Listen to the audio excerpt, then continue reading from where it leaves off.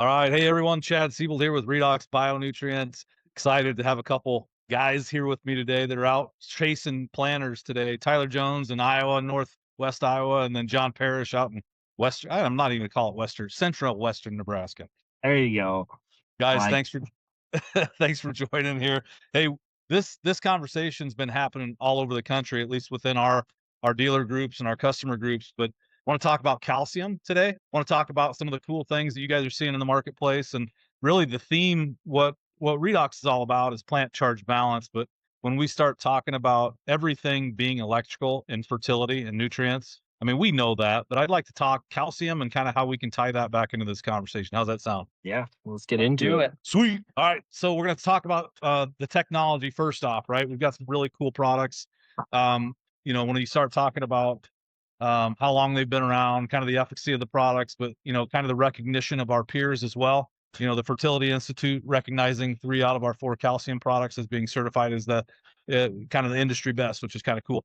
But really what I want to talk about, John and Tyler, is, solubility of calcium. So not all calciums are created equally. Hey, guys, as we look at soluble calcium, sometimes not all calciums are created equal, but when we start looking at it, a lot of guys are linemen, right? Guys are looking at trying to change and adjust pH, but these are things that maybe have an effect on soil structure. But when you start talking about what does not have a direct influence on the plant, well, not all calciums are created equal. Yeah, that's a good point, Chad. I'd say that that's one of the fails in the industry now, right now, is calcium programs failing because the calcium's not getting into the plant in a usable form, right? Calcium's also immobile in the plant. So if that uptake isn't happening of calcium early and consistently for your crop, you're already setting yourself behind for what you could have for benefits in your crop's performance with the usage of soluble calcium. And that's why we're seeing such a movement with our mainstay line of calciums is because of the solubility, the microencapsulation technology behind it, allowing the plant to move it as it needs it and absorb it as it needs it, that we're seeing a good return on investment for growers. Makes sense. So it's energy allocation. We talk about movement of energy away from stress mitigation into production of yield. And so, John, as you're looking at the foundational, as Tyler says, calcium being a foundational nutrient, not a lot of guys are thinking about calcium in their programs. That that's right. If you think about it, what have we used calcium products for before, right? Liming, that type of stuff. We've never thought of it as a nutrient that plant really needs, and how do we get into it? Kind of going off what Tyler said, and the whole products aren't created equal scenario, and rolling into that as well is think about your early season aspect. What's that soil chemistry doing? What's that soil life doing? It's not active. It's cold. It's cool. Why do we use starter fertilizer? Right? Right. Soluble nutrients. When is calcium important? Well, through the whole plant life cycle. But if you'd ask me, I think early applications could really give a benefit because of that solubility, right? And getting nutrients there. So 100%. I think that's usually the thing that comes up when I'm talking to folks is, well, okay, great. When should I be applying calcium? If I'm going to start to think about it, and you're telling me it's in a foundation to one of the programs that I need to, yet I've never thought about it because every time I look down at my soil test, it says high ppms, I'm good. What you're saying, John, is it's not plant available. That is the limiting factor in this case. that's correct. Yeah, it's not plant available. I mean, think about the aspects of what it can be tied up with. We talked about charge balance in the plant, or alluded to the charge there. What about the soil, right? What's that calcium tying up with? Phosphorus. So now you're putting a load of phosphorus out there. Why is it insoluble?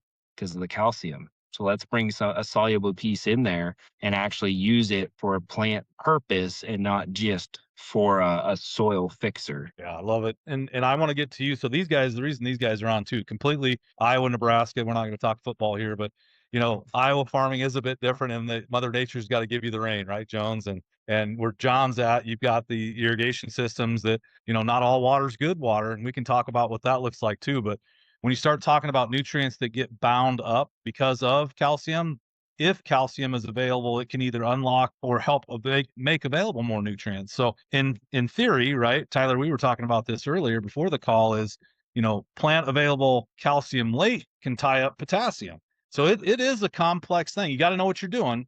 and how you're applying calcium. Yeah, definitely a great way to think about it, Chad. And that's how I see it. I love it, early season, soil applied, with your 2x2 or in furrow with our mainstay 2.0 product. And then coming back with a 16-ounce application of our mainstay SI product at that, V4 time frame when that ear is really and that crop is really determining yield, rows around, and length of that ear. I think it's a great time to help set kernels at that time with another application of calcium. Because again, I see it as it's not just supplying calcium, right? It's also helping the plant participate in specific processes that supply calcium. It's about improving how the plant uses it. With that, we see stronger cell walls, better nutrient flow, and ultimately more consistent grain fill. Um, and that's just it's not just a fertility product, right? I see it as it's a performance product in that aspect. Well, and so many times we talk about limiting factors, right? So not to get into some of that, but if you start looking at limiting performance, right? Now all of a sudden we start talking about what is our limiting factor. Well, sometimes if you start looking at, well, geez, if we have a product that's going to be this next level foundational product that I've been missing out on for years, why am I capped at 200 bushel dryland corn, right? I think when you start looking at what Jones is talking about, John, is earlier the better, right? So if you can get that soil applied anywhere from planting all the way to V4, now all of a sudden we can start unlocking nutrients that are otherwise tied. Yeah, yeah, correct. The ability of that calcium to come in and help balance that plant and release what we need to, or give that plant the ability to actually grab the charges that it wants, in a fertility aspect, could be um, very impactful, I guess, on a guy's yield. What if calcium, like we were saying, was the limiting factor or is the limiting factor, and the aspects that it actually plays into? And John, I want to double down on this because I know you've been talking to your guys quite a bit too when you're talking about bicarbonates and some of the calcium tied up in some of that water. But really, what we're talking about are the extra benefits of calcium, right? So, why calcium? When we start looking at soil structure, we start looking at root tip development, we start looking at cell wall strength and signaling.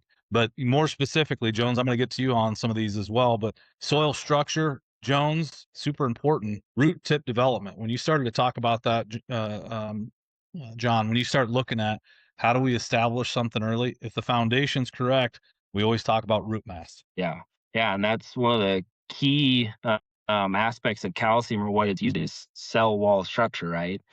Building those cells. If we talk about root tip development, how do we build those stronger so they can actually push through what might be a compacted layer, might be a hard area for that root, right? Now we're getting that better development, giving those plants the ability to actually push through it. So it plays a huge role in that, specifically in that root tip area, to make that better. Again, early season aspect where you want it there and you want it available so that plant can actually utilize it. Yeah, I love that. Well, and I think Jones, when you start talking about the same concept, right? So that's right, JP. When you start talking about root tip development, cell wall strength, mission critical, especially you're talking about Jones's 120 bushel soybeans.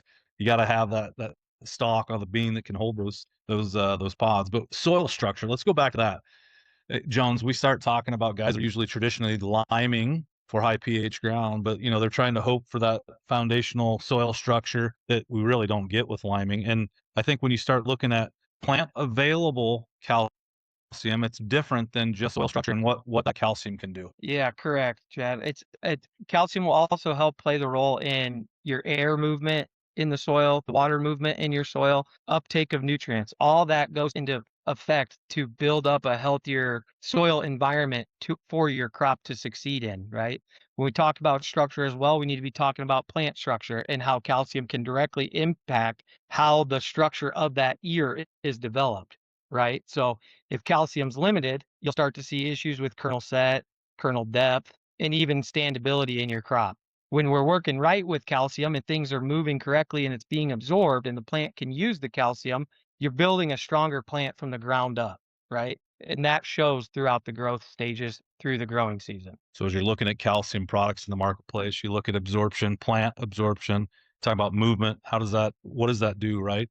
And you start looking at, how does calcium play in a program? And John, you know this better than most as you're building programs, guys that have ignored it for years, but are chasing other nutrients. Let's talk about guys that maybe have chased calcium in terms of tissue sampling, sap analysis, and kind of why that's a watch out for us to to maybe make that a no-no? Yeah. I guess what I look at or what I think there is those tissue samples can give you an idea of where that calcium is, but again, it's not measuring all the calcium, right? So calcium goes into building that cell structure. You could see a spike in it, but if it gets taken into that cell structure, we're not going to see it on a standard tissue sample. So chasing those numbers on a calcium may not be the right aspect. It's more so of watching the response, and we've had some really good visuals from crops in different either stages or just to the line where a product was applied that proves that you can actually see it visually in some aspects. But as from a tissue sample aspect, you may not catch it just because of that solubility piece when you're talking about what are they actually measuring in a tissue analysis. That being said, is you may be able to catch it right away, but if that plant is truly deficient in it and it's used real quick, it may be so quick that we may not catch it. So it's more so take a look at the plant, understand where you applied it, why you are applying it, and look for those responses in those aspects. And John, just to clarify there too, you're talking about post application being able to see that. We've seen that by row on that sprayer, you can see it. Whereas symptomatically, it's hard to see the symptoms and then post apply and correct something. That's why we're talking foundationally getting that in up front ahead of V4, V6 post application. Correct. Yep. And I think that the last thing that I wanted to talk about here too, so when we start talking about how we trigger responses, you're talking about cellular signaling, right? So maybe talk a little bit about that, JP. Yeah. It's interesting, when you start talking about providing biostimulants and that type of stuff, that calcium actually is one of those nutrients that tells a plant what to do or can tell a plant what to do. So it can actually signal what plant or what cells need to be developed and all that, similar to root tip growth, right? It's going to tell that plant that it can actually grow in that root tip and develop that. So the signaling part of it, calcium is used or isn't used, is part of that process. In some of these other aspects, nitrogen metabolism it's used in. So there's a whole host of things that calcium is very important in. Specifically, earlier to Joe's point earlier is where we were going through the development stages, right? Your kernel set, when your years to be determined, the placement, and how many kernels around and long. That all is determined so early that if you are lacking in calcium, it'll basically tell that plant, I can't survive, I can't make that. We're going to pull back, right? So there are aspects of that, but it's all about that plant. I guess you'd say, is it physiology, not physiology? Yep. Yep. Not psychology, not psychology. Yeah. What characteristics it's displaying, right? So that's right. Well, that's it, right? You said it earlier. We were talking to a customer the other day, and you were talking about, hey, really, all this plant wants to do is make a seed, right? You're making that crop early, whether it's a kernel or a soybean. Your crop's being established early. Period. Yeah. You must establish that. You got to get that foundational piece down. But if you start to look at that, I'm gonna recap this to Jones for you. We started talking about soil structure, kind of the benefits of calcium, soil structure, root tip development, cell wall strength. Again, I think it's super important now. Signaling. You look at those 4 benefits, critical, and things that we need to get foundationally right. If we don't, we are going to limit our ability to be successful in season. So, Jones, if we're in the situation where I think it's 58 degrees this morning, it warmed up a bit, but probably not that much more out there, JP. Guys are still planting, probably 25, 30% planted across at least Iowa, Nebraska. What can guys do if they're still looking at calcium products, Jones? Yeah, I mean, I'd say if you still have time to get some acres to try some calcium on at planting with your, 2x2 or in furrow, I would definitely recommend a low application rate of Mainstay Calcium 2.0. If that is behind you at this point and you're looking at what can I adapt to my program in season, I'd be looking at our Mainstay SI product, right? That's a calcium silicate product. And what I love about that product is there's so many benefits to it, right? The silicone being like a stress shield for the crop, right? And it helps reinforce the plant's natural defenses. So think of in season when it's hot, humid, if you're lacking moisture, precipitation, drought, even disease pressure, right? It can help to build those defense mechanisms in the plant while still bringing the microencapsulation calcium as well. Absolutely. And I know we talk about corn all the time, right? Corn calcium. But you look at we've talked about it before in soybeans. When we start looking at Mainstay SI, you had mentioned it earlier. Beck's PFR proven, been around quite some time. But if you start looking at how do we hold those pods, it's one thing. Now we start to flower. We've got enough nitrogen out there in the plant to get us established.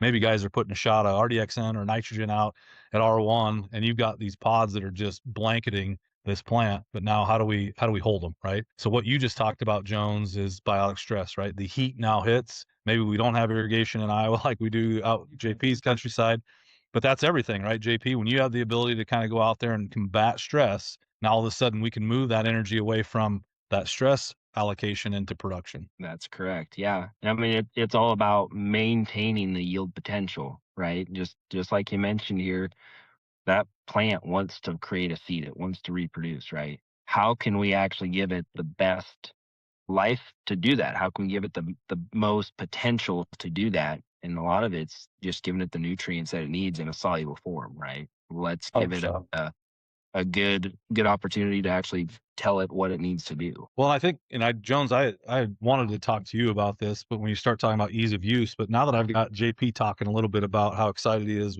calcium can be a son of a gun, right? I mean, calcium's not the easiest product in the world to work with. I know on our farm, we didn't use it because we've clogged tips. We've had issues, right? It gets snotty.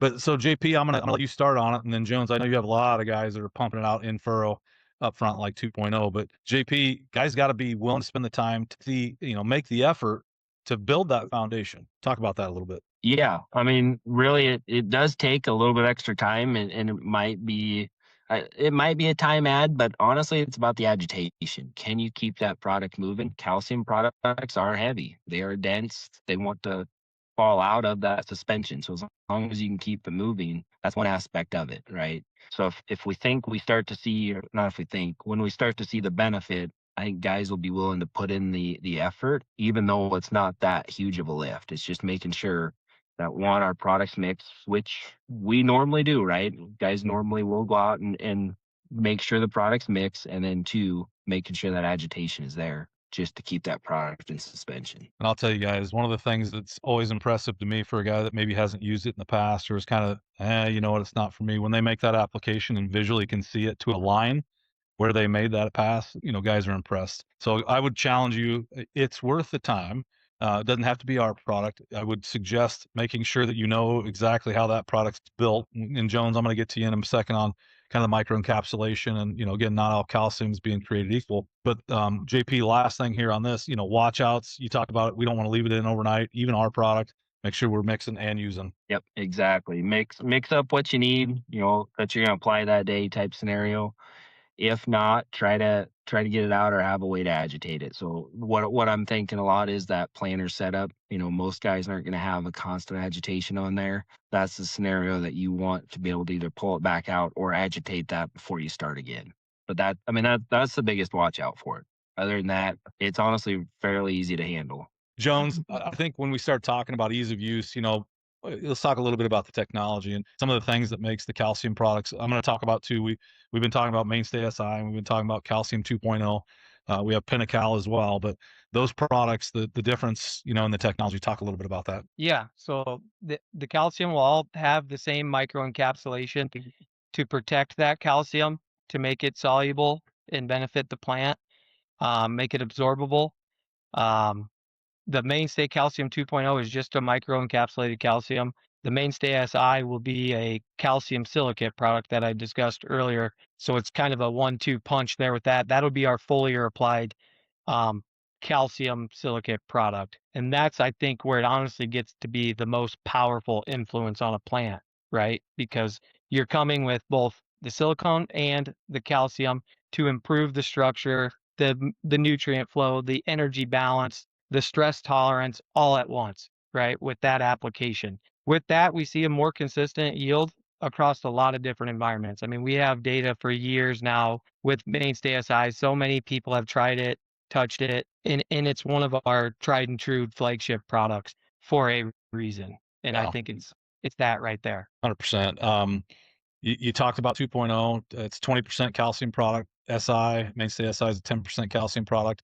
JP, back to you on your irrigators. They're using either Pinnacal, 10% calcium. Talk a little bit about the bicarbonates and what we're seeing there for our irrigators that are listening. Yeah. So was mentioned earlier that not all water is good, right? Water quality is starting to become, I would say, more important or more visual to a lot of individuals here. And I think one aspect of it is the bicarbonates that we have in there. You start looking at that, and what are those doing? Well, it's basically pushing your calcium out of your soil, whether it's binding with phosphorus, you're just pushing it out of the root zone and leaching it, and essentially taking out that availability. So now we're starting to see, honestly, a calcium deficient area just based off of chemistry and soil chemistry and how that water influences it.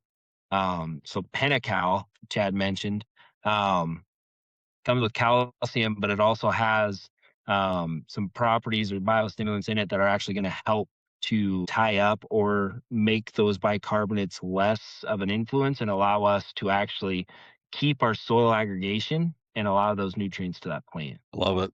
And hopefully this is helpful to y'all as you start looking at calcium and hearing more and more about calcium. There's a lot of, I guess what Redox does a better job, I think, than most is educating the marketplace. And JP and Tyler have done, I think, a really good job of doing this in the marketplace with their customers. Hopefully, this has been helpful. But as we recap things here, Tyler, you start looking at enhancing soil structure. We're talking about abiotic stress and biotic stress. The difference really being the difference between heat and cold stress. And we talked a little bit about that. And then, I guess fungal attack or, disease or pressure. That's more the biotic stress. And then you're talking about nutrient optimization. If we have calcium that's plant available, it helps unlock and make more available nutrients that can drive, instead of mitigation of stress, driving production. So Jones, as guys are looking at something this year, what's the one thing you want to leave them with as they're considering calcium in their programs? Yeah, I would just say, yeah, with calcium, I think it especially our calcium being so protected and soluble, you can really use a low rate and see the crop response and benefits from it.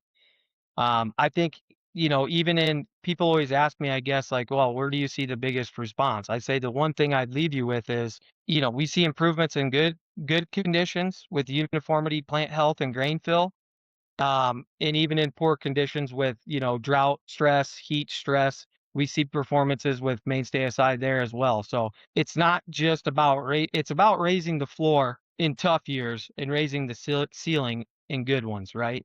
Well said. There's always a benefit to the calcium products we have at Redox in a good year or a tough growing condition year. Yeah, well said. I like it. JP, same question. The thing that you want to leave folks with, knowing that we've kind of glossed over use rates, but maybe talk a little bit about, hold on to one thing, but maybe talk a lot about use rates and what we like upfront versus in season, full year. Yeah, just restating that. I think Tyler mentioned earlier, 16 ounces mainstay calcium 2.0 in furrow or up front prior to planting or right at planting, right? We want that there for the plant to take it up early. Come back with that 16 ounces mainstay SI in season. If I'm thinking corn, I'm wanting to get there before or prior around that timing. Soybeans, I'm still thinking early as well.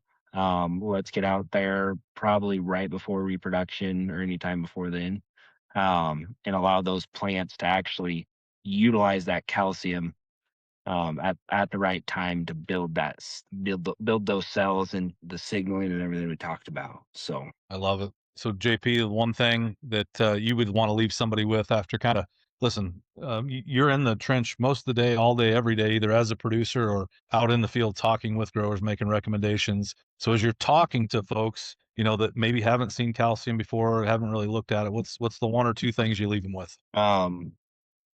give it a try is my honest one thing, right?